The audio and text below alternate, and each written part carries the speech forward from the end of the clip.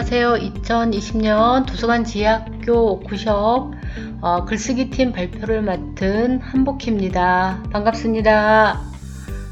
저는 2019년부터 올해까지 춘천시립공공도서관에서 지학교 글쓰기 팀을 맡아 수업을 진행해 오고 있습니다. 발표를 하기에 앞서서 먼저 수강생들이 자서전 쓰기에 대해서 어떤 생각을 가지고 있는지를 한번 보여드리고 싶어서 수강생들이 쓴 소감을 간략하게 보여드리도록 하겠습니다. 이번 자서전 쓰기를 통해서 나도 미처 몰랐던 나를 발견하곤 깜짝 놀랐다. 세월이라는 거대한 수레바퀴에 눌려 아파처럼 빛바랜 기억의 조각들이 새록새록 되살아났다. 가려져 보이지 않던 모습들이 또렷이 그 면모를 드러냈다. 감춰졌던 이런 숨은 그림에서의 과거의 나를 돌아보고 앞으로 나아갈 길을 찾았다는 점에서 매우 유익한 과정이었다. 2019년 춘천시립도서관 수강생 자서전 에필로그에서 발췌한 글입니다. 다음으로는 2022년 대전 노은도서관에서 강의를 하고 계시는 김혜경 선생님의 지난해 수강생의 글입니다. 지난해 청주 시립오송도서관에서 강의를 하셨고 이 글은 57세 여성 수강자의 글입니다. 신장병 말기에 자가면역 질환까지 앓으며 죽음에 대한 공포와 극심한 우울증, 외부 활동에 대한 기피증으로 몇 년간 힘든 시간을 보내던 중 지학교 글쓰기 프로그램을 남편에게 소개받고 참여하였다. 매주차 글을 쓰고 발표하며 조금씩 호전되고 밝아졌으며 자신의 상황과 현실을 이해하고 삶에 대한 자신감을 회복하였다. 수업 9주차부터는 산책도 하면서 적극적인 태도를 갖게 되었고 자서전도 완성하였다. 이분이 굉장히 기뻐하셨다고 합니다. 요 분은 2020년도 올해 창원도서관에서 강의를 진행하고 계시는 황라육 선생님께서 지난해 수강생의 글을 보내주셨어요.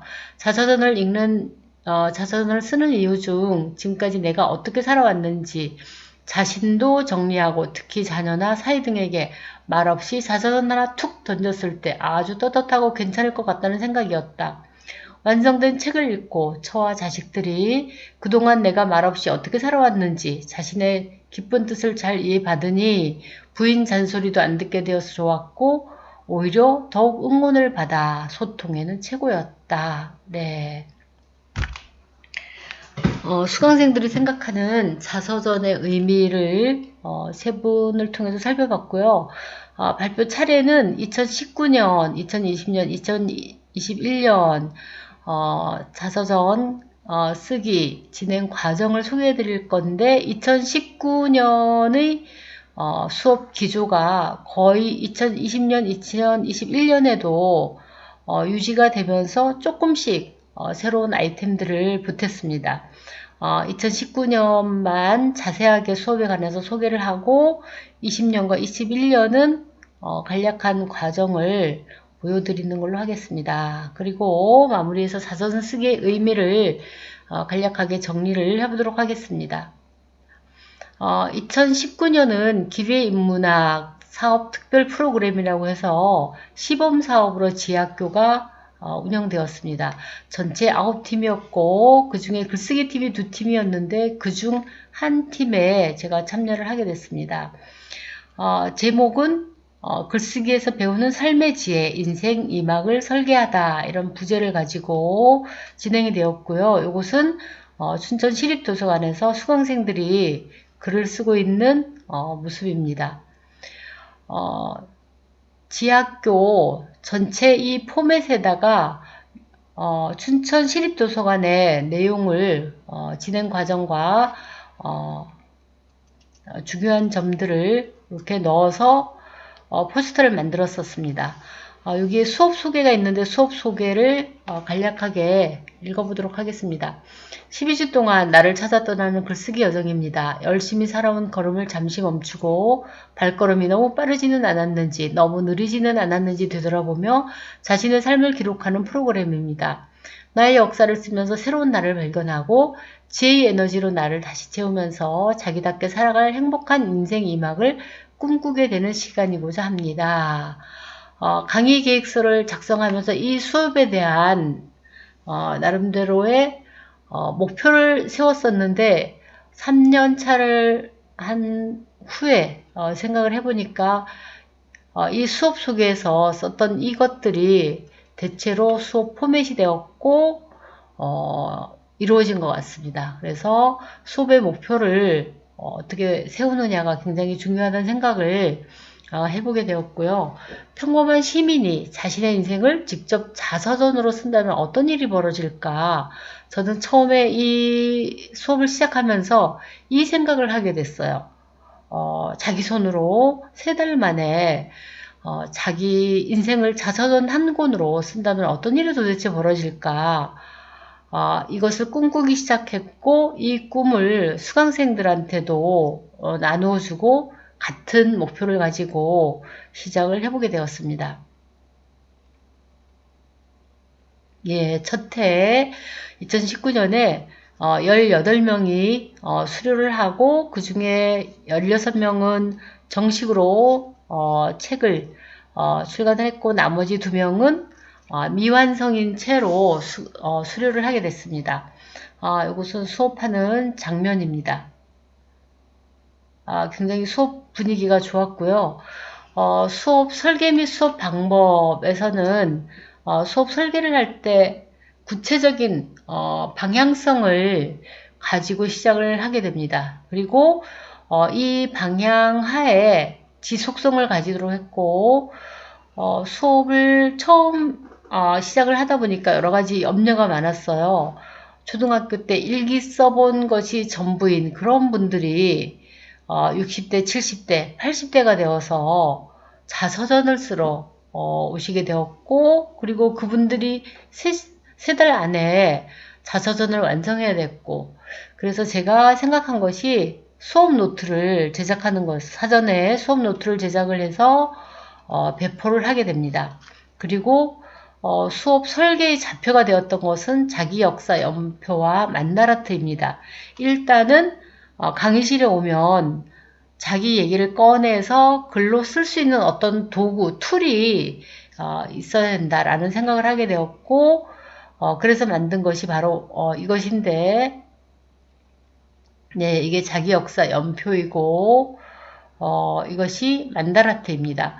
이 2가지를 통해서 글쓰기를 자서전을 완성할 수 있었던 것 같습니다. 네, 그래서 이 자서전 쓰기는 특히 굉장히 좀 치밀한 방법, 글쓰기 방법, 도구 이런 것들이 필요하다는 생각이 들었고요. 자, 이 장면은 글을 쓰는 장면인데 제가 이거 확대해서 이거 찍어 두었는데 이게 바로 만다라트를 작성하는 겁니다. 이것은 연표이고 만다라트를 작성을 해서 예 컴퓨터로 다시 작성을 하고 메일로 저한테 보내면 제가 첨삭을 해서 보내드리고 이런 것들이 무한 되풀이 되어서 3달이 끝난 후에 한 권의 책으로 완성이 되었습니다. 예, 때로는 고3 강의실처럼 굉장히 진지하기도 했고 그리고 중간중간 하는 미니 토론이라든가 뭐 상호 피드백이라든가 이런 것들을 통해서 좋은 에너지도 서로 받으면서 지지도 해주고 이렇게 수업이 진행이 되었습니다. 그리고 중간에 표지를 미리 한번 제작을 했어요. 왜냐하면 이분들이 내가 과연 책을 쓸 수 있을까? 이런 생각을 하시는 것 같아서 이렇게 책이 나온다. 그래서 표지를 제작을 했고 실제로 이렇게 편집을 끝낸 후에 각자 한 권의 책을 묻게 되었습니다. 자, 이것은 2019년도 춘천시립도서관에서 수강생들이 만든 책의 표지입니다. 네.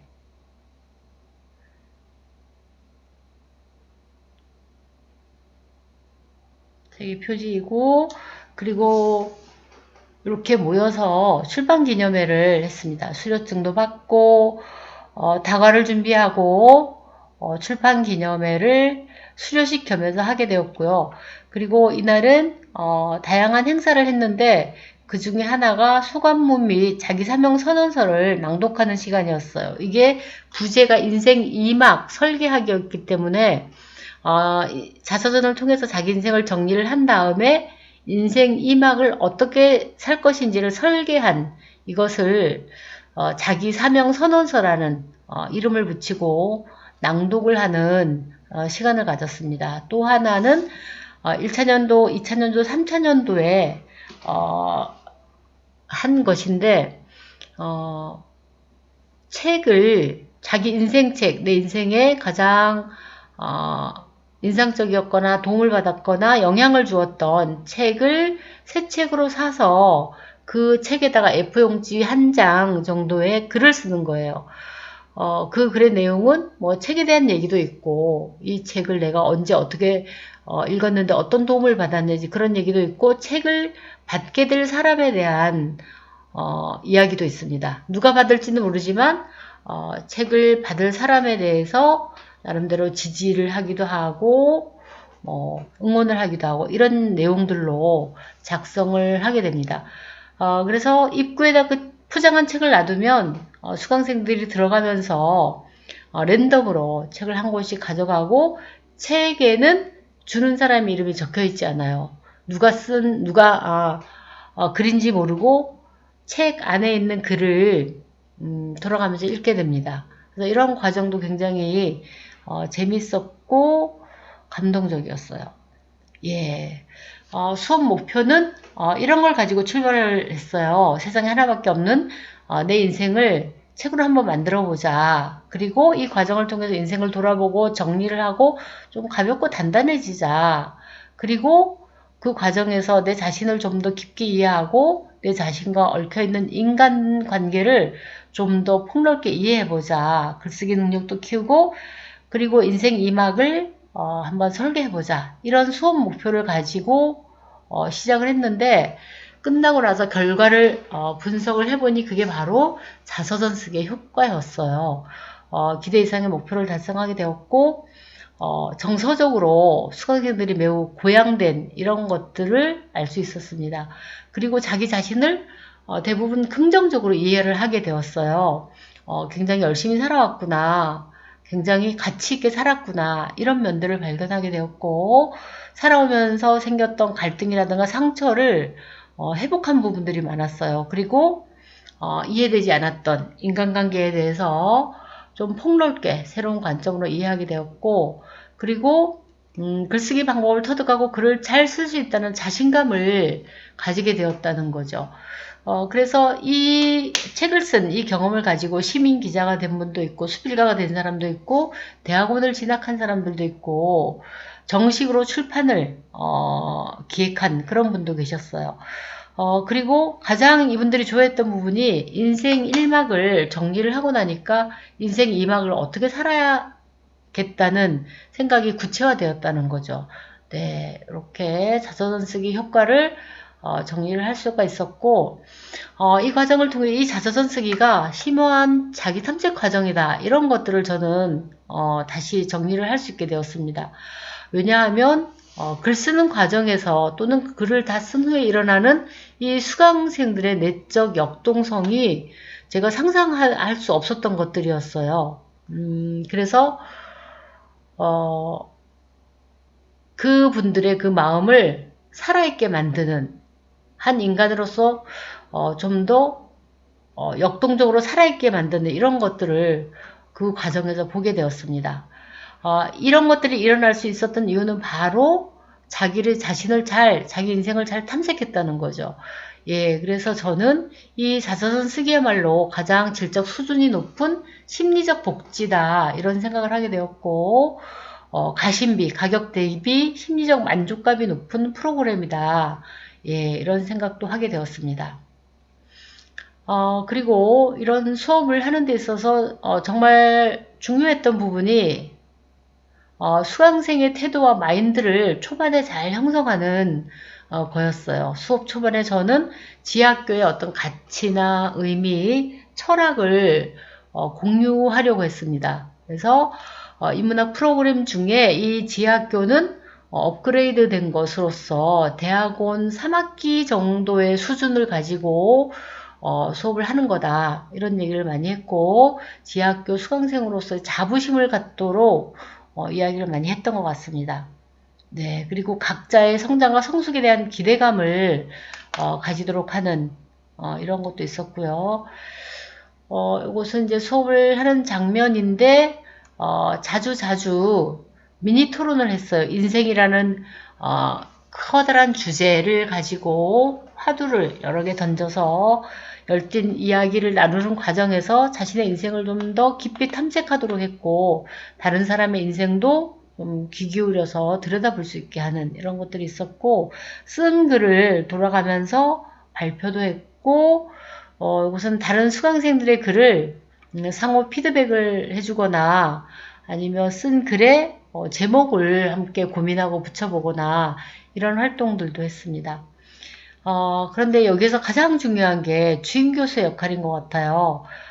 주임 교수 역할이 뭐 굉장히 많지만 그 중에 제가 두 가지 꼭 말씀드리고 싶은 게 상호 긍정적인 피드백의 기회를 자주 준다는 거죠. 그래서 저는 피드백을 할 때 먼저 칭찬하고 긍정적인 피드백을 먼저 했어요. 그리고 나서 고쳐야 될 점이라든가 수정할 부분들을 이야기를 했고, 수강생들에게도 상호 피드백을 할 때 그렇게 하도록 했습니다. 그래서 피드백을 받는 수강생들이 글을 계속 써도 괜찮겠구나 자신감을 가지도록 했고, 동기부여를 받도록 해주었습니다. 그리고 또 하나는 아무리 영양가 있는 밥이라도 맛있는 반찬을 곁들여야 지속적으로 먹을 수 있는 것처럼 자서전을 쓰는 과정에서 새로운 에너지를 계속 받을 수 있는 이런 활동들을 계속 했습니다. 그래서 미니 토크를 한다든가 서로 이야기를 나눈다든가 기타 등등의 활동들을 많이 했던 것 같습니다. 그리고 또 제가 좀 유의한 점으로는 조별 활동을 할 때 한 사람의 이야기를 독점하지 못하도록 했어요. 각자 자기 표현을 할 기회를 좀 골고루 가지도록 하면서 그 자기 표현을 한 그것이 계속 또 강의실에 와서 자신감을 가지고 수업에 임하도록 한 그런 요인이 되었던 것 같습니다. 그리고 수강생들의 그 정서적인 변화를 좀 제가 민감하게 체크를 했던 것 같아요. 왜냐하면 이제 수강생들이 많이 걸려 넘어져요. 살면서 내가 힘들었던 그런 부분들에 맞닥뜨리게 되면 글쓰기를 더 이상 못하게 되고 진행을 못하게 되거나 거기에서 마음이 멈추는 경우가 많았어요. 그래서 그런 부분들을 잘 체크해서 뭐 도닥거려 주거나 응원하거나 잠시 글 쓰는 걸 중지하도록 하고 뭐 조금 리프레시 할 수 있는 이런 것들을 하도록 하시고 기다려 주거나 그러면서 이제 긍정적인 피드백을 계속 제공했던 것 같아요. 그리고 또 하나는 직면하기 어렵고 아픈 얘기는 절대로 안 꺼내도 된다. 이런 얘기를 많이 해줬어요. 수강생들이 자서전이기 때문에 무조건 솔직하게 있는 걸 다 써야 된다. 내가 살아온 것들을 다 꺼내놓고 글로 표현해야 된다라고 오해를 하시는데 절대로 그렇게 안 해도 된다라는 얘기를 많이 해드렸어요. 즐겁고 행복했던 얘기만 꺼내서 써도 된다. 그리고 괜찮으면 나중에 아팠던 얘기를 써도 된다. 이런 얘기를 많이 해드렸고 그래서 수강생들이 이 부분에 걸려 넘어지지 않도록 해줬어요. 여기를 잘 넘어가야 완주를 할 수 있기 때문에 이 부분을 잘 관리하는 게 굉장히 중요했던 것 같습니다. 어떤 분이 수강생이 2년에 걸쳐서 두 번 책을 내신 적이 있는데 첫 번째는 24년까지 24살까지 얘기만 썼어요. 24살까지 얘기만 쓰는 과정에서 이분이 굉장히 좀 상처가 많고 했기 때문에 즐겁고 좋았던 얘기만 한번 꺼내보라고 했어요. 그랬더니 그분이 굉장히 불행했던 인생이라고 생각했는데 행복했던 것들이 많았다. 생각보다 굉장히 많았고 엄마에 대한 원망이 많았는데 엄마와 굉장히 좋았던 추억도 많았다. 그래서 25살부터 다시 그 다음에 쓰게 되었고, 좀 꺼내기 어려운 얘기들도 많이 꺼내서, 예, 책으로 썼습니다. 예, 그래서, 이런 이제 여러 가지 과정을 통해서 수강생들에게 정말 좋은 기회를 제공했다고 생각이 되지만, 몇 가지 문제점도 있었는데, 일단은 기간이 너무 짧았다는 거였어요.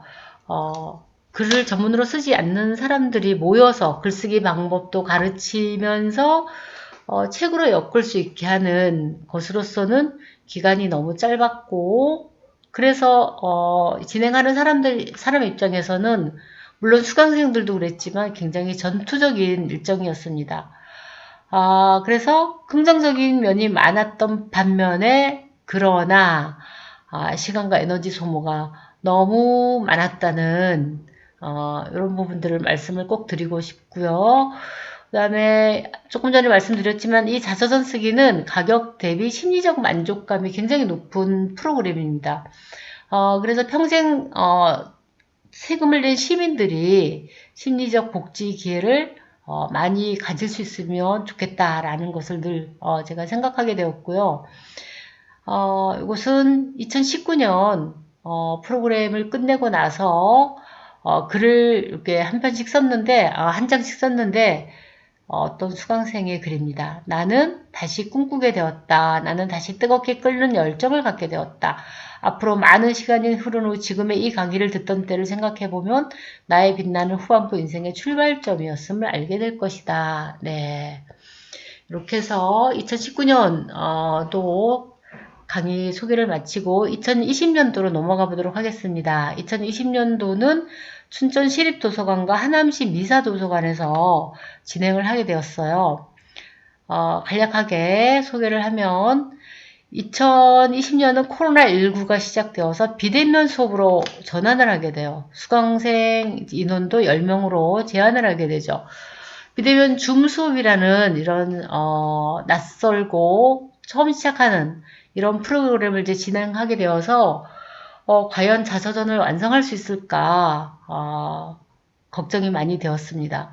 그리고 줌 수업을 들을 환경도 되어야 하고 수업 듣는 방법도 숙지를 해야 되었는데 다행히 두 도서관 모두 도서관 담당 선생님들께서 수강생들을 직접 도서관으로 불러서 오시라고 해서 알려드리기도 하고 기타 등등 많은 도움을 주셨어요. 그래서 그 결과 새로운 환경에 무사히 안착해서 비대면 수업을 진행을 하게 되었고, 물론 이제 대면 수업을 해서 얻는 그런 부분들이 완벽하게 보완을 할 수 있는 방법은 없었어요. 하지만 그럼에도 불구하고 비대면 수업이 주는 장점도 굉장히 많다는 걸 발견하게 됩니다. 그래서 결과물은 예상대로 무사히 잘 나왔습니다. 춘천시립도서관에서 10분이 자서전을 출간하게 되었고 미사도서관에서도 10분이 자서전을 출간하게 됩니다. 네, 춘천시립도서관에서 출간한 자서전을 보면 이렇게 뒷면이고 날개까지 달아서 책이 나오게 됩니다. 예, 이분 같은 경우에는 아들이 7살 때 그린 이 그림을 표지에다 넣었고, 이분은 영어 선생님이셨는데 이렇게 동양화를 그리시는 분이었어요. 그래서 본인이 그린 그림을 표지에다 넣으시기도 하고, 네, 이렇게 10분이 책을 내셨습니다. 그리고 시립도서관에서 물심양면으로 도와주셔서 출판 기념회를 하게 되었어요. 나에게로 가는 글 여행이라고 하는 공동 자서전도 예, 출간을 했고 해서 굉장히 의미 있는 출판 기념회를 했습니다. 하남 미사도서관에서도 삶이 나에게로 왔다라고 하는 공동 자서전을 예, 따로 하나 만들었고 하남 미사도서관에서도 굉장히 많은 도움을 주셨어요. 자, 그래서 그 결과 무사히 수강생들의 책이 이렇게 나왔습니다. 이분은 여기 따님 사진이에요. 따님 사진을 표지에 넣었고, 요 분은 직접 본인이 그린 그림을 예, 표지에다가 넣었습니다. 이분 같은 경우에는 남편과 찍은 사진을 표지에 넣었고, 네, 이렇게 10분의 사서선이 무사히 잘 출간이 되었습니다. 미사 도서관도 비대면으로 수업을 하고 출판 기념회는 대면으로 하기로 준비가 되었었어요. 그런데 출판 기념회를 하기로 한 전날에 갑자기 코로나19가 4단계로 격상이 되는 바람에 비대면으로 전환을 하게 돼요. 전환을 하게 되었는데 이 미사도서관에서 수강생들에게 드리려고 준비했던 커다란 아름다운 꽃다발과 개인에게 주는 꽃다발과 공동자서전과 개인 자서전 그리고 기타 선물들을 간식을 비롯한 기타 선물들을 한 보따리씩 각자 수강생의 집으로 산타클로스처럼 배달을 해서 모든 수강생들이 굉장히 감동을 했었어요. 그래서 순차별로 각 수강생 댁으로 배달이 되기 때문에 수강생들끼리 우리 집엔 지금 도착했다. 조금 기다리면 우리 집에 오겠구나. 뭐 이런 또 카톡에서 소통도 하면서 굉장히 즐거웠었습니다.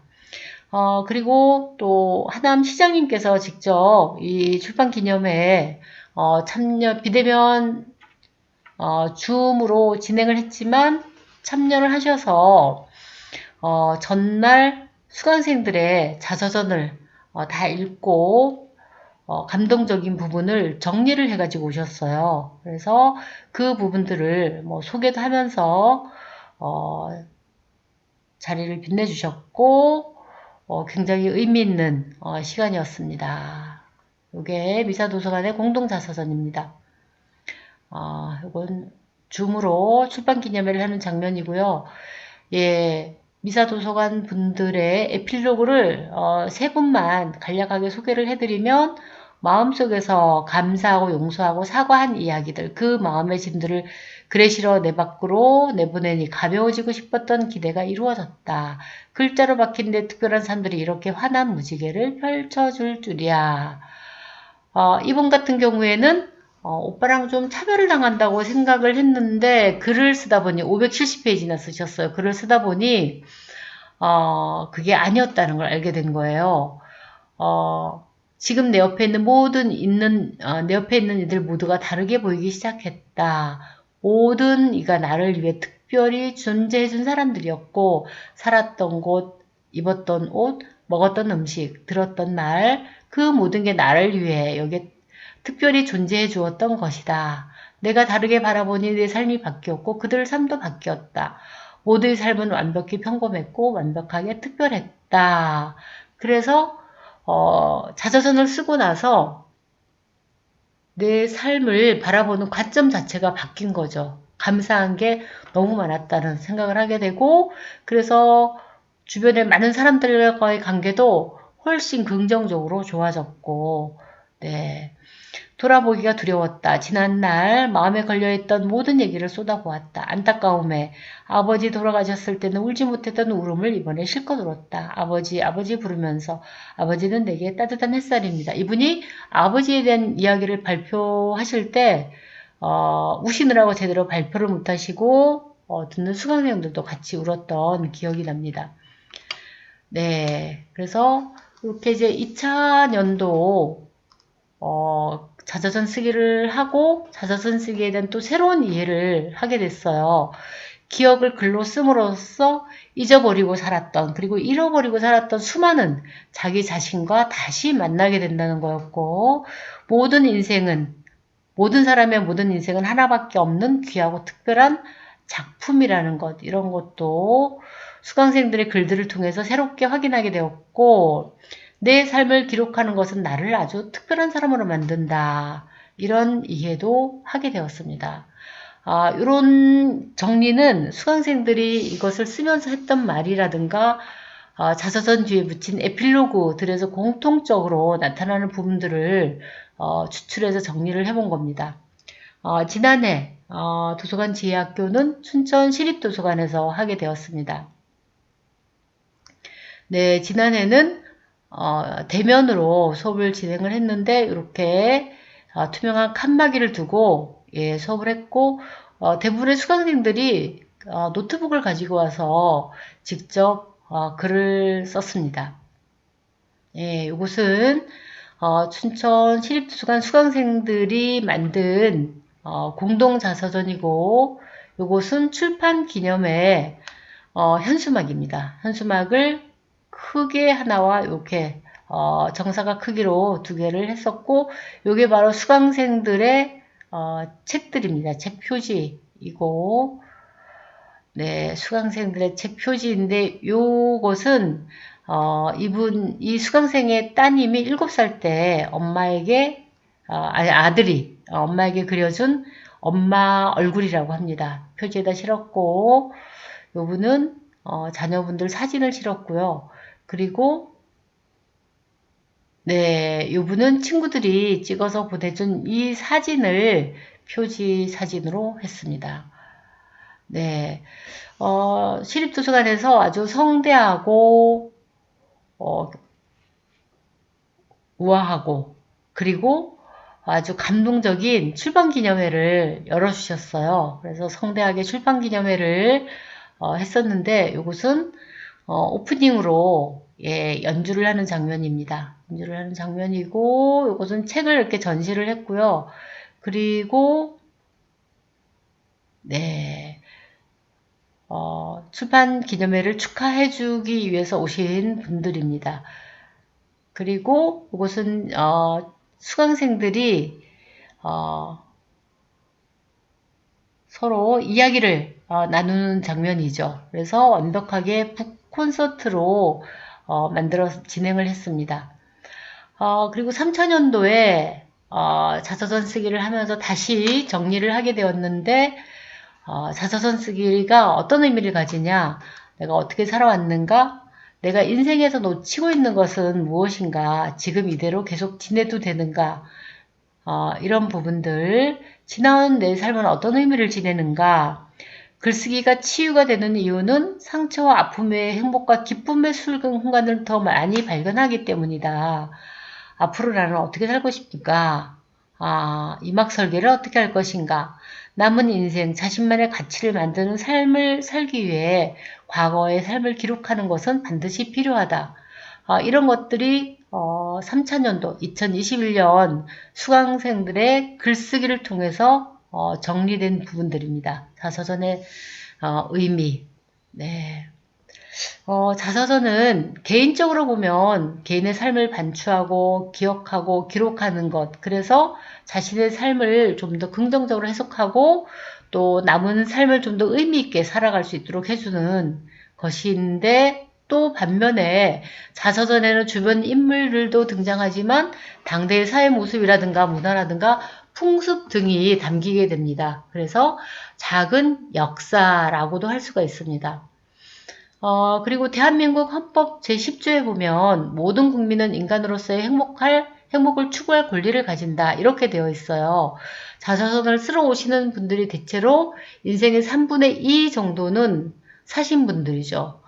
너무나 열심히 살아왔던 분들인데 그분들이 인생을 한 번쯤 정리를 하면서 나머지 남아있는 인생의 3분의 1을 좀 더 행복하게 살 수 있도록 해주는 게 바로 이 자서전 쓰기라는 거죠.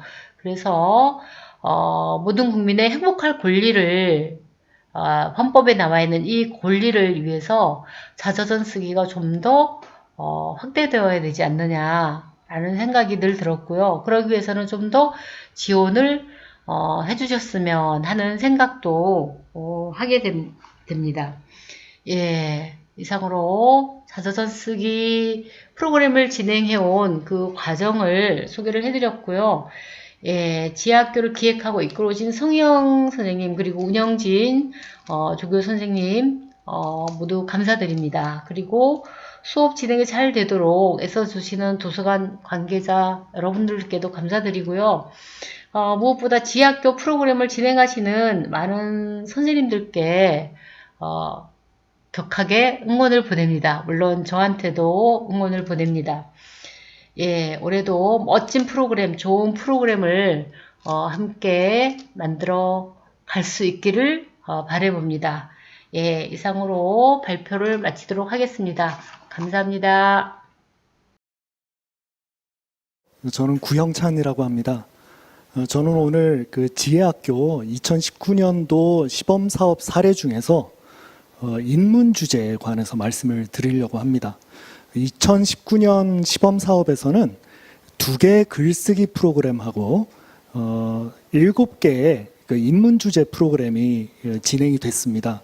오늘 말씀드릴 것은 그 7가지 프로그램 중에 하나라고 생각해 주시면 되겠습니다. 오늘 드릴 말씀은 한 3가지 정도로 압축이 될 것 같은데요. 첫 번째로는 프로그램이 어떤 프로그램이었는지 개요를 말씀드리고요.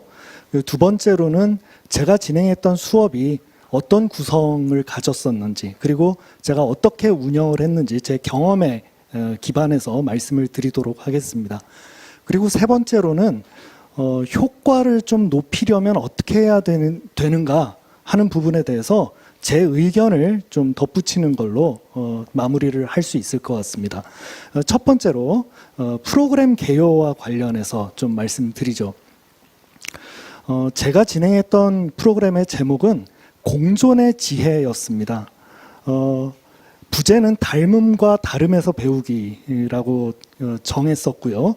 이 프로그램의 어떤 주 주제는 뭐냐면 현대 사회를 살아가면서 우리가 경험하는 굉장히 많은 관계의 문제들이 있는데 그 문제들을 한번 돌아보자 하는 게 프로그램의 목표였습니다. 그리고 프로그램이 진행된 일시를 보시면 8월부터 11월이었거든요. 그래서 이번에 2020년에 진행되는 프로그램과 시기적으로 스케줄이 겹치는 것이기 때문에 좀 참고가 되시지 않을까 생각합니다. 프로그램의 내용은 대략 이랬습니다. 수업 소개 부분을 보시면 그 내용이 좀 나와 있고요. 그 종교, 문화, 연령, 성, 건강 이런 것들을 생각하면 현대사회에서 살아가는 사람들이 굉장히 다양하지 않습니까? 그 다양한 사람들이 한꺼번에 살아가면서 겪는 여러 가지 문제들이 있고요. 그 사람들뿐만이 아니라 반려동물이나 인공지능, 로봇 이런 그 존재들하고도 같이 어울려 살아야 될 텐데 그런 문제들에 익숙하지 않은 우리의 모습을 돌아보면서 어떻게 하면 지혜롭게 공존할 수 있을까를 좀 따져보는 그런 수업이었습니다. 1주부터 12주까지 수업이 구성이 되어 있고요. 각 주마다 소 주제들이 배치가 되어 있습니다. 그리고 각 그 소 주제마다 핵심 질문이 제기가 되어 있습니다. 선생님들께서도 이런 그 구성을 이미 알고 계시겠지만 이 핵심 질문이 수업을 끌고 나가는데 굉장히 중요한 역할을 하는 것 같습니다. 저는 마포중앙도서관에서 이 프로그램을 진행을 했고요. 도서관 스태프분들이 굉장히 열심히 도와주시고 합이 좀 잘 맞아서 굉장히 쉽게 프로그램을 진행할 수 있었던 것 같습니다. 수강자 특성을 좀 말씀을 드리면은요, 이게 맨 첫 줄을 보시면 일시가 좀 나와 있습니다. 이 일시가 어떻게 되느냐에 따라 갖고 수강자의 특성이 어느 정도 달라질 수 있다라는 생각이 드는데요. 매주 목요일 오후 2시부터 5시까지로 진행을 했습니다. 그리고 등록 인원은 42명이었습니다. 도서관 측에서 좀 넉넉히 등록을 받아서 한 20명 정도 그 출석률을 유지하자 이런 게 이제 목표였는데요. 남녀 성비는 2대8 정도가 되었습니다. 주차별 실제로 출석하신 분들은 최대 26명에서 최소 9명까지 좀 편차가 많은 편이었고요.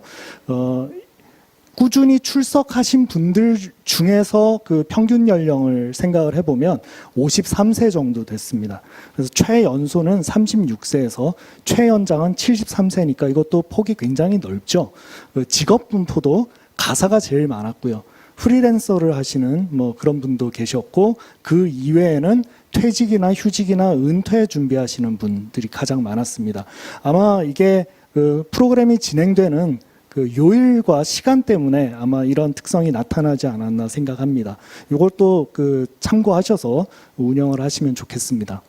수료증은 어떤 그 조건이 있었습니다. 12주 중 그 8주 이상을 출석해야 되고요. 제가 진행했던 수업 같은 경우에는 최종 에세이 한 편을 제출해야 수료가 되는 그런 요건을 제시를 했습니다. 그래서 수업이 끝까지 진행된 후에 수료 요건을 만족한 수강자 수는 12명이었습니다. 그래서 뭐 굉장히 밀도 있게 수업이 진행이 됐는데요. 뭐 저도 처음 해본 것이라서 시행착오도 많이 겪었던 것 같습니다. 두 번째로는요, 그 수업의 구성과 운영에 대해서 좀 말씀을 드리겠습니다. 수업의 구성과 운영은 제가 한 6가지 정도로 나눠서 살펴보려고 하는데요. 첫 번째는 주차별로 주제들을 제공했다고 하는 부분입니다. 다변화된 그 현대사회의 다양한 관계의 문제들을 다루는 게 이 수업의 목표였기 때문에 각 주차별로도 그런 문제들을 하나씩 배치하는 것으로 그 준비를 했습니다. 우리가 지구라고 하는 배 위에 올라타 있는 공동 운명체다, 이런 생각을 좀 해봤고요. 여기 배에 타고 있는 사람들은 굉장히 다양하지 않겠습니까? 닮았지만 서로 다른 사람들이 이렇게 배 위에 올라타고 있을 것 같습니다. 그 다름이라고 하는 것은 다양한 종교 문화일 수도 있고요. 이 가운데 사람이 아닌 존재들도 있을지도 모르겠습니다. 심지어 이런 존재들도 있을 거고. 그런데 그 중요한 문제는 우리와 그들을 나누고 우리는 선하게 보고 그들은 악하게 보는 그 사회심리학적인 편향도 우리가 가지고서 이 여러 사람들과 같이 살아야 된다고 하는 게 문제였던 것 같습니다. 이런 문제들을 그 매 주차별로 배치를 해서 다루는 것으로 구성을 했습니다. 두 번째로는 접근 방식인데요. 굉장히 일반적으로 전통적인 인문학의 방식으로 끌고 갈 수도 있었지만, 저는 전통적인 인문학의 방식, 텍스트를 읽는 방식에다가 진화심리학이나 인지과학에서 얘기하고 있는 그 인간의 근원적인 본성과 관련된 여러 가지 연구들을 참고하면서 통합적 인간학의 형태로 수업을 진행해 봤습니다. 부연을 좀 하자면, 기존의 전통적인 인문학이라고 하는 것은 인간이 만들어낸 여러 가지 문화적인 산물들이나 인간의 삶이 제공하는 여러 가지 그 데이터들을 통해서 인간의 본성을 이해하는 그런 과정이었다고 한다면, 좀 보완적인 관점을 말씀을 드리자면, 이렇게 과학적인 인간 이해라든지 여러 가지 일반화된 그 인간에 대한 지식들을 바탕으로 해서 인간이 만들어낸 그 문화적인 산물들을 들여다보고 또 그걸 통해서 인간을 다시 한번 살펴보는 그런 식의 좀 그 역동적인 과정을 수업에서 한번 살펴보려고 노력을 했습니다. 세 번째로 제가 이 수업 구성을 12주차를 하면서 그 3개의 분기를 나눴었거든요. 그 부분을 좀 말씀을 드리려고 합니다. 그 4주마다 한 번씩 설문을 진행을 했고요. 그리고 글쓰기 연습을 하실 수 있도록 약간의 그 과제를 내드리고 수업 시간에 또 해결하는 방식으로 진행을 했습니다. 3개 분기별 내용 구성은 이렇게 좀 보시면 되겠는데요. 1주부터 4주까지는 그 수업의 개요와 이론적인 문제들을 좀 다뤘고요. 5주부터 8주까지는 관계 문제들의 그 다양성을 좀 다뤘습니다. 그리고 9주부터 12주까지는 우리가 앞으로 어떻게 살아갈 건가 하는 문제를 다루는 것으로 분기를 나눠서 수강하시는 분들이 이 흐름을 따라오실 수 있도록 그렇게 구성을 했습니다. 네 번째로 말씀을 드리면은요, 매주 수업 구성을 어떤 식으로 진행을 했는지 이렇게 좀 말씀을 드려야 될 것 같습니다. 첫 번째로는 매주 읽을 텍스트가 있었습니다. 그래서 텍스트의 그 내용에 관해서 같이 얘기하는 시간을 갖고요. 두 번째로는 주제 강연을 했습니다. 매주 정해진 주제가 있으니까 제가 특정 주제에 맞게 강연을 준비해 와서 강연을 하고요. 그리고 강연이 끝나면 모둠 토론도 하고 종합 토론도 하고 하는 방식으로 토론을 진행을 했습니다. 비율은 그 3대 5대 2 정도로 시간을 배분을 해서 진행을 했습니다. 공감의 진화라고 하는 책을 제가 사용을 했는데요. 이 책을 먼저 보여드리는 이유는 제가 총 10권의 책을 이 수업에서 사용을 했습니다. 이 10권을 다 읽으시는 게 굉장히 어렵잖아요. 12주 동안에. 그래서 혹시 한 권만 읽으신다면 이 책을 읽고 수업에 사용해보자. 그렇게 말씀을 드렸던 것이고요. 그 외에도 이렇게 10개의 서로 다른 도서들이 제공이 됐습니다. 리스트가 제공이 됐습니다. 근데 이제 제가 이 수업을 진행하기 위해서 혹시 책을 못 구하시는 분들이 있을 수도 있기 때문에 다음 주에 다룰 그 책 내용의 일부를 제가 복사물로 만들어서 매주 제공해 드리는 것으로 진행을 했습니다. 또 한 가지 말씀드릴 게 있는데요. 책만 텍스트가 되는 게 아니라 이런 그 영화도 텍스트가 될 수 있거든요. 요거는 이제 과제로 내드릴 수는 없었고요. 제가 수업 시간에 강연, 주제 강연을 하는 동안에 이 클립들을 편집을 해와서 그 부분 짧게 보여드리면서 얘기를 하는 방식으로 진행을 했습니다. 이것도 굉장히 호응이 좋았고요. 참고하시면 좋을 것 같습니다. 수업 내용보다 그 분위기를 좀 보시라고 사진을 좀 가지고 왔고요. 이거는 그 주제 강연을 하고 있는 모습이고요. 이거는 이제 토론을 하는 모습입니다.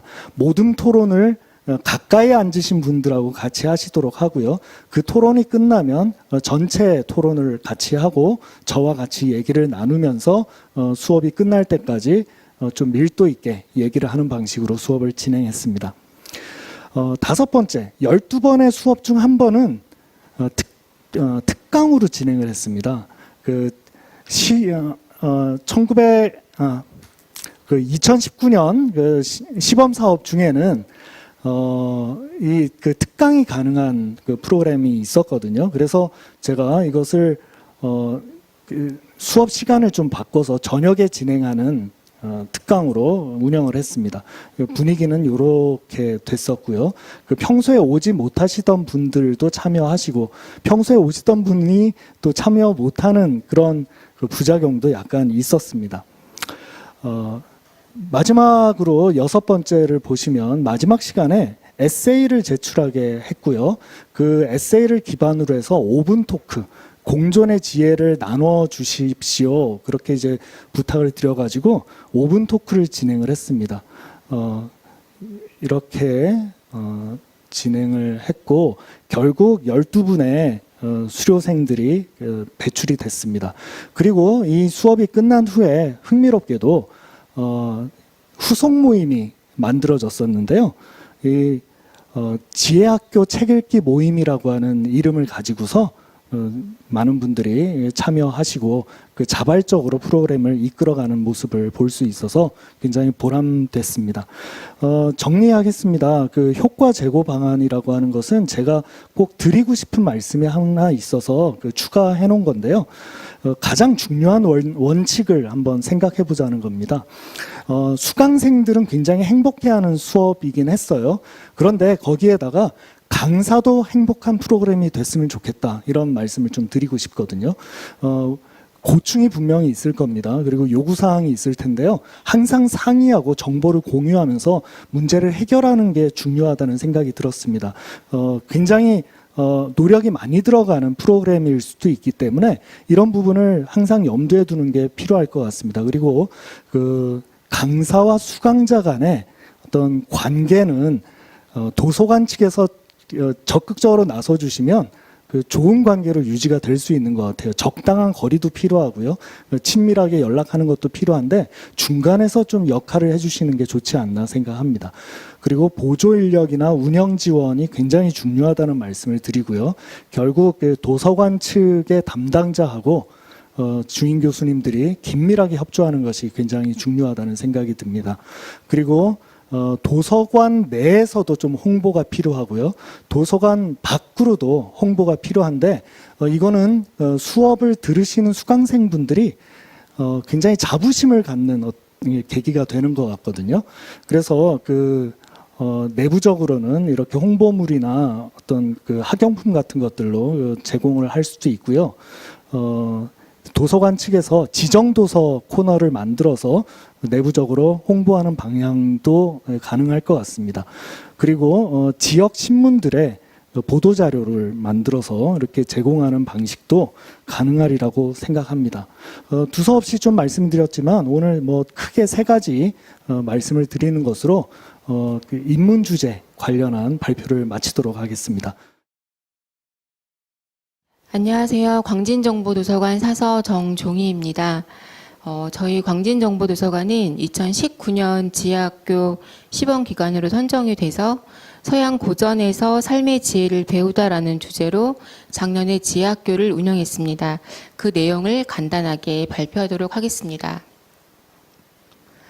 먼저 광진정보도서관에 대해 간단히 설명을 드리면 광진구는 인구 약 35만 정도 되는 도시고요.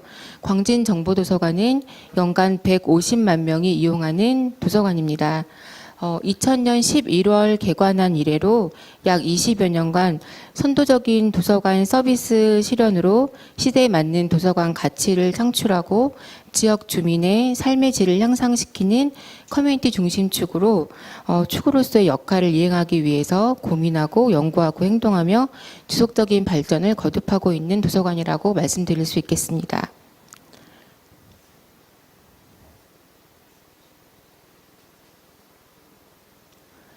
네, 본 화면은 저희 광진정보도서관에서 2019년 운영한 독서 문화 프로그램입니다.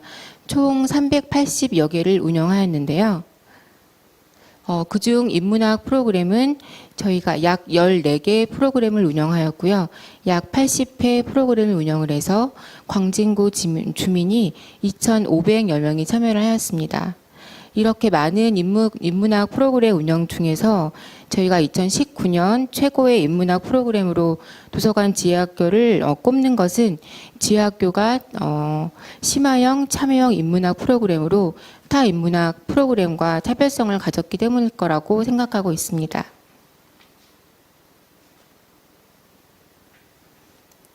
먼저 저희가 작년에 운영한 서양 고전의 삶의 지혜를 배우다라는 것에 대한 주제 선정 먼저 말씀드리겠습니다. 주제 선정에 있어서 저희 광진구 주민들은 많은 인문학 프로그램 운영을 했을 때 고전에 대한 강독 프로그램에 대한 요구가 많이 있었습니다. 저희는 그래서 작년에 진행했던 9개의 프로그램 중에서 서양 고전에서 배우는 삶의 지혜를 선택을 했습니다. 주제 도서는 네, 제가 오늘 가지고 나왔는데요. 도서출판 숲에서 나온 그리스 로마 에세이라는 책입니다. 네, 이 책인데요. 이 책은 보시다시피 굉장히 분량이 많은 책으로서 혼자 소화하기 정말 힘든 책이거든요. 근데 저희가 커리큘럼을 보시면 아시겠지만 12회차에 걸쳐서 각 책 내용에 대한 챕터가 들어가 있고요.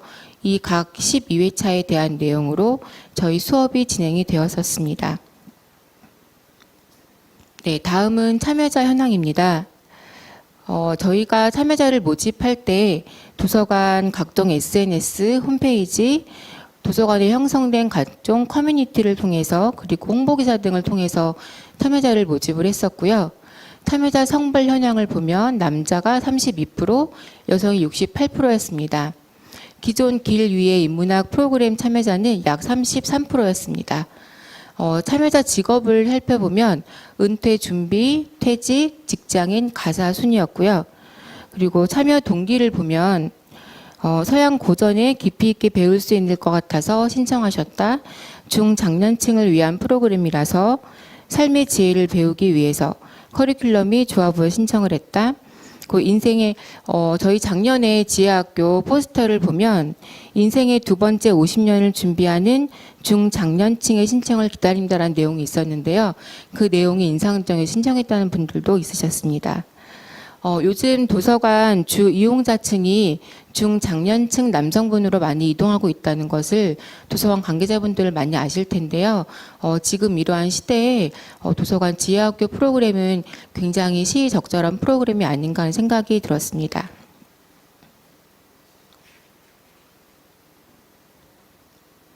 네, 다음은 운영 방향인데요. 저희가 일단 책 주제도서 하나를 정했었고요. 감상과 서평 장성하기를 통한 참여형 수업으로 운영이 되었고, 인문학 주제 관련된 북 큐레이션을 병행해서 저희 도서관 자료실에 비치를 했습니다. 그리고 참여자는 회차별 주제에 해당한 작품을 미리 읽고 주마다 작품 내용을 함께 검토하고 토론하는 방식으로 운영을 했습니다. 참여자의 간단한 서평이나 감상문 작성 후에 첨삭 과정을 거쳐서 최종적으로 짧은 에세이 형태의 글을 완성할 수 있도록 운영하였습니다. 아래 보시는 내용은 12회차의 내용에서 저희 교수님께서 추천하신 책과 영화, 그러니까 이용자분들, 그러니까 참여하시는 분들이 참고하실 수 있는 도서 목록, 비도서 목록을 저희가 작성해서 우리 참여자 하시는 분들께 제공한 내용입니다. 네, 다음은 운영 사진인데요. 저희가 처음에 모집을 했을 때, 애초에 저희 목표 인원이 40명이었는데, 목표보다 인원이 좀 많이 오셔가지고 60명 정도 모집을 해서 신청이 됐었습니다. 그래서 중간에 장소를 변경해서 운영을 했었고요. 처음에 너무 많은 인원이 오셔가지고 저희 교수님께서 이 많은 인원과 다 함께 소통하고 토론할 수 있도록 좀 고분분투하신 모습이 네, 여기 이렇게 화면을 보시면 아실 수 있고요. 저희가 4회차 이후에는 참여 인원이 좀 많이 줄어들어서 저희 원래 당초 목표대로 토론과 강의 형식을 병행해서 진행할 수 있었습니다. 네, 다음 사진을 보시면 저희가 이제 중간 인터뷰 내용 때 저희가 3명 정도 참여를 부탁을 드렸는데요. 6분이나 오셔서 좋은 의견들을 주셨었고요. 그리고 아래쪽에 보시면 지금 중년 남성분이 보이실 텐데요. 저 남성분 같은 경우는 직장인이셨고요. 매주 수요일 날 무슨 바쁜 일이 있으셔도 스케줄을 모두 취소하시고 저희 지혜학교에 참여하셔서 굉장히 좋은 그런 시간을 가지셨고요. 자기가 이제 본인께서 지금 은퇴 이후의 삶을 어떻게 꾸리실 것인지에 대해서 지혜학교를 통해서 많이 생각하셨다고 말씀하신 분이셨습니다. 네, 이거 마지막 사진은 저희 수료식 때 사진입니다. 네, 제가 참여자 후기를 좀 중심으로 말씀을 드리고 싶은데요.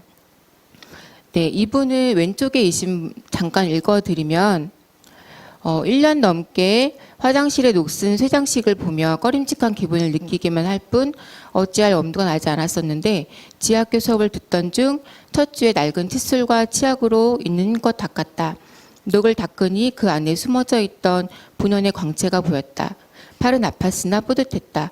이 녹슨 자국이 해묵게 된 것이 게으름 때문이었는지 막연한 회포로 인해서였는지 자신할 수는 없지만 이번 수업을 통해 나는 마주하고 싶지 않았던 나 자신과 마주하기도 했고 새로운 활동과 삶을 시도해 볼 수 있는 용기를 얻게 된 것 같다. 제가 이 부분을 보여드린 거는 나 자신과 마주하기도 했고 새로운 활동과 삶을 시도해 볼 수 있는 용기를 얻게 되었다. 이게 지혜학교의 운영 목표와 가장 맞지 않았나 싶어서 이 참여자 후기를 보여드렸습니다. 그리고 그 옆에 계신 분은 60대 후반의 여성분이셨는데요. 저희 담당 교수님이 서울대 김기훈 교수님이셨는데, 옆에 이제 후기를 해주시는 분은 고전 공부에서 가장 중요한 것이 그 고전 공부를 이끌어 주시는 선장이었다는 내용이었습니다. 그래서 이번 그리스 로마 신화 항해에서 김기훈 교수님이라는 훌륭한 선장님을 만나서 항해를 잘 할 수 있었다라는 내용이었습니다. 네, 참여자 후기를 전반적인 참여자 후기를 살펴보면 기대했던 것보다 훨씬 좋았다, 인생에 도움이 된다. 사실 큰 기대 없이 등록한 강의였는데 기대 이상의 도움이 되었다. 그리고 이 분야에 대한 관심과 호기심을 갖게 해주었다. 고전이 개인적으로 읽어가기엔 지루한 감이 있었는데 읽는 방법에 변화가 생겼다. 네, 이런 내용들이 주로 있었습니다. 네, 다음은 교재와 에세이 모음집인데요. 저희는 김기훈 교수님께서 수업 직전까지 수업을 준비하고 오셨기 때문에 교재가 미리 배부되지 못했습니다. 그래서 수업이 다 끝난 후에 그 수료하신 분 대상으로 교재가 배부가 되었었고요. 교재가 약 300페이지 이상 되는 굉장히 많은 분량이었습니다. 그리고 저희도 수업이 총 12회 중에서 9회 이상 수료하신 분이 8회 이상 수업 참석하신 분이 수 대상이었고요. 저희는 총 19명의 수료를 했고 22작품이 나오게 되었습니다. 네, 운영 결과를 종합해서 말씀을 드리면 강의에 이제 필요한 구성 요소로 제가 강의 운영 결과를 좀 만들어 봤습니다. 운영 목표, 기법, 내용, 사람 나누어 봤는데요. 일단 저희가 운영 목표는 이제 로마 문명의 주요 사상가들의 어떤 사상과 관련된 주제들을 저술을 읽고 작품에 대한 이해를 돕는 것이 목표였다면 저희는 12가지 주제에 대한 저술에 대한 학습을 하고 수강자 에세이 작품집을 19명이 22작품 발간을 하게 되었습니다. 기법으로는 수강자분들은 회별 주제 텍스트를 읽고 오시고 간단한 이제 그 서평이나 소감문 작성을 하셨고요. 강사분은 회별 주 내용을 강의하셨고 작품 내용 검토 및 토론, 수강자 작품 첨삭 피드백 이 부분을 위로하셨습니다. 네, 책 내용은 아까 보여드린 그 책을 내용으로 하였고요. 사람으로 보면 저희는 탁월한 강사 선정이 저희 사업의 굉장한 운영 부분에 있어서 많은 부분을 차지했다고 생각합니다. 일방적이지 않고 수평적이며 민주적인 분위기를 유도하셨고요. 완벽한 강의 준비, 관련 도서나 영화, 어휘, 시대적 배경, 문헌 등을 소개해 줌으로써 수강자분들이 굉장히 많이 도움이 되셨고요. 그리고 이제 꼼꼼하고 배려 있는 첨삭 지도를 통해서 수강하신 분들이 좋은 작품을 만들 수 있었습니다. 그리고 직원 및 보조 직원을 살펴보면 다양한 인문학 운영 경험자였기 때문에 그리고 전에 담당 사서 및 보조 인력이 참여해서 교수 및 참여자 간 소통을 강화시키는 데 많은 노력을 할 수 있었습니다. 네, 저희가 운영 이제 만족도 조사를 실시했는데요. 프로그램 운영 만족도, 강의에 대한 만족도, 프로그램 효과에 대한 만족도 세 부분 나누어 봤을 때 프로그램 운영 만족도는 7점 만점에 약 6.6점 정도로 나와서 높은 점수를 획득을 했는데요. 저희가 중간에 강의실 변경하는 바람에 시설 부분에 있어서 약간 낮은 만족도가 나왔습니다. 그리고 두 번째 강의자에 대한 만족도를 보면 강의 만족도는 평균 6.6점이었고요. 특히 강사에 대한 만족도가 7점 만점에 6.8점으로 굉장히 높은 만족도가 나왔습니다. 마지막으로 프로그램 효과에 대한 만족도는 프로그램 참여 후 새롭게 생각하는 것이나 달라진 점에 대한 척도가 6.3점으로 나왔습니다. 이로써 저희가 프로그램 참여 후에 삶과 가치관, 지역에 대한 자부심 등의 다소 변화가 생겼을 것으로 판단이 되었습니다. 그리고 감상과 서평 작성하기에 대한 참여자 의견들이 있었는데요. 글쓰기가 부담스럽긴 했지만 좋은 수업 방식이라고 생각이 된다. 수업 시간마다 짧은 소감 쓰기가 더 있었으면 좋겠다. 부담스러웠지만 첨삭 지도가 큰 도움이 되었다. 과제 완수 성취감이 있었다. 재밌고 보람 있는 경험이었다. 글 한 편 쓰면서 수업 내용을 정리할 수 있었다. 그리고 내 인생의 특별한 경험이었다. 이런 내용들이 많이 있었습니다. 기존의 인문학 프로그램이 단순한 그 일방향 강의였다면 저희가 작년에 지혜학교 굉장히 중요한 점은 글쓰기를 통한 자기 성찰이 아니었나 싶습니다. 그래서 프로그램 운영할 때 저는 개인적으로 글쓰기에 대한 부분은 인문학하고 같이 들어가면 좋을 거라고 생각이 듭니다. 네, 마지막으로 미흡했던 점이나 건의사항 등은 토론이 다소 부족했다는 점이 있었고요. 교재가 사전에 배부되지 않았던 점, 그리고 한 해의 수업 시간이 다소 길었다는 점 등이 있었습니다. 그리고 향후 개설을 원하는 강의 분야나 주제는 김기훈 교수님 강의면 뭐든지 좋다라는 의견이 굉장히 많이 있었고요. 그다음에 고전류, 그리스 로마 고전, 철학 심화 과정, 서양 동양 고전 이런 부분들이 많이 있었습니다.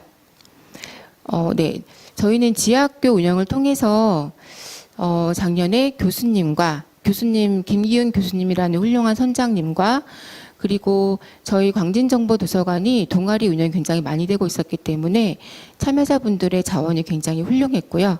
그리고 도서관 담당자 이렇게 세 부분이 굉장히 합이 잘 맞아서 작년 최고의 프로그램으로 저희 이용자분들이 선정할 수 있었던 것 같습니다. 네, 그리고 지하학교에 대해 간단히 건의를 드리면, 네, 올해도 훌륭한 강사분들이 많이 나오셨지만, 네, 인문학자 중심의 강사뱅크가 계속 운영됐으면 좋겠고요. 네, 기존 인문학과 차별화된 지하학교 운영이 계속됐으면 좋겠고, 지하학교 홍보가 앱이나 유튜브를 통해서 많이 활용됐으면 좋겠습니다. 그리고 이제 지하학교 운영 후에 후속 모임이 좀 지원이 돼서 이 모임들이 지속될 수 있으면 좋겠습니다. 네, 저희 작년에 2019년 광진정보도서관 최고의 인문학 프로그램을 선물해 주신 모든 분들께 감사의 말씀을 드리며 발표 마치겠습니다. 감사합니다.